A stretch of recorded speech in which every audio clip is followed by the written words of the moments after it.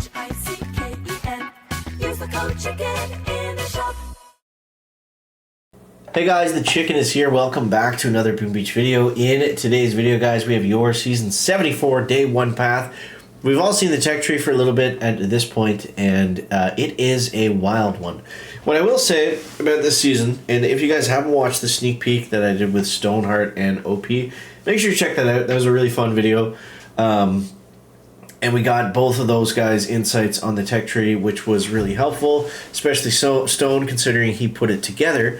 But yeah, so this one's really interesting. And like I said in that video, we're not really relying on classic warship strategies. This one's going to be totally different. We've got, new prototypes. We've got things in different spots than we're used to. So let's try to break down a bit of a day one path for us. So right out of the gates, these first three nodes are already unlocked. So we got shock launchers and boomkins. What does that mean? That means it's going to be tough for mechs to just get through. Rainmakers, I believe, actually outrange boom cannons, which is pretty crazy. I don't think they outrange shock launchers, depending on the angle that they're on. But Rainmakers will be deadly. And again, this looks a little janky because the dev build is still broken at the time that I am recording this. I do apologize, but it's the best that I can do with what I got. But Speed Serum. Speed Serum changes everything. So this would be a very defensive meta if it was not for Speed Serum, in my opinion. And this is going to allow... you to basically use whatever you want. Now, with all the gaps in the decks, I think we're going to want Rainmakers at some point this season. I think they're going to be really useful, especially in 4ER when they can shoot over that gap. So I believe they are going to be required to get at some point, and we've got this beautiful multi-node past them, so I think there's no reason not to unlock Rainmakers at the very beginning of the season. Zukas, even if we look at this as 30 keys for troop damage and we're not using them, I think we will end up using them.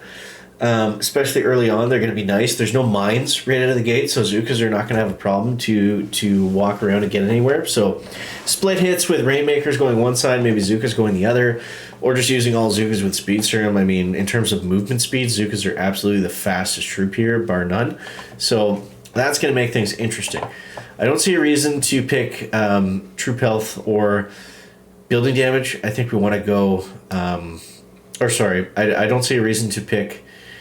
Well, let's keep going forward. We've only looked at 2 rows here. And that stat node, I'm leaning towards gunboat energy, but it depends on what we've got available. I mean, if we only have flares, we've got the crystal shield, but I don't know if we necessarily need that just yet. So maybe go with DVD, honestly, at the start, just to get a little extra punching power from the shock launcher and the boom cannon. But pulling ahead here, and keep in mind, guys, at this point we still only have 2 defenses, and none of them are machine guns or flamethrowers. So we got shock mines. Shock mines are interesting. They're going to affect the bigger troops more than the smaller ones, being the Zukas. So having shock mines early on might deter players from using Rainmakers, because the thing with Rainmakers, unless they're under Speed Serum, they are very slow, and they're also very expensive on gunboat energy to use. So keep that in mind. So as we move forward here, again, we still don't really have any troops. We've got Brick, which I don't know if we would really want Brick for anything, especially with having Speed Serum already. That seems like an unnecessary 42 keys unless you really want to speed up your attack. We've got Medics on kind of a nothing node, Troop Health. Now, these nodes, none of them are connected, so you can beeline it. You can go straight up here to 4ER, or you can take your time unlocking more offense stats, defensive, multi-nodes, that kind of thing. Now, if you do go down, these are only 16 to 22 keys, so these provide pretty good value, especially this one, the stat node, because you're not spending any tokens to get these stats up to 20, 20, and 40%. That being said, do we really need them at this point? I don't think that we do. So if we keep scrolling ahead, I think that extra shock launcher would probably be worth picking up here. The grappler might be helpful for Rainmakers if those are a thing.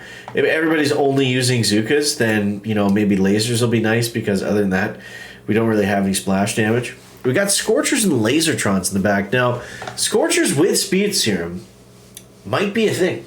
Scorcher Zuka might be a thing. Splitting those up with that extra speed boost could be very interesting.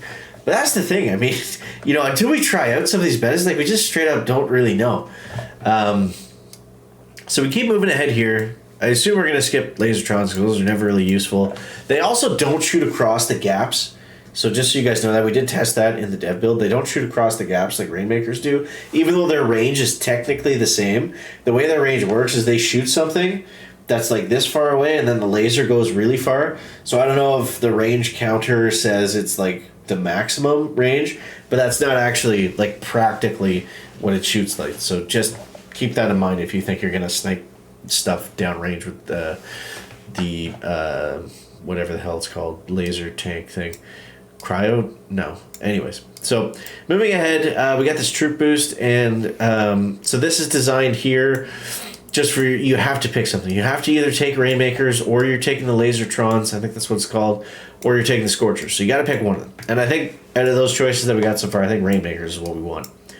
Apologize for the mouse clicking. I just got to scroll this image over. So this is that 5ER? This is 3ER. Okay, so this is 4ER.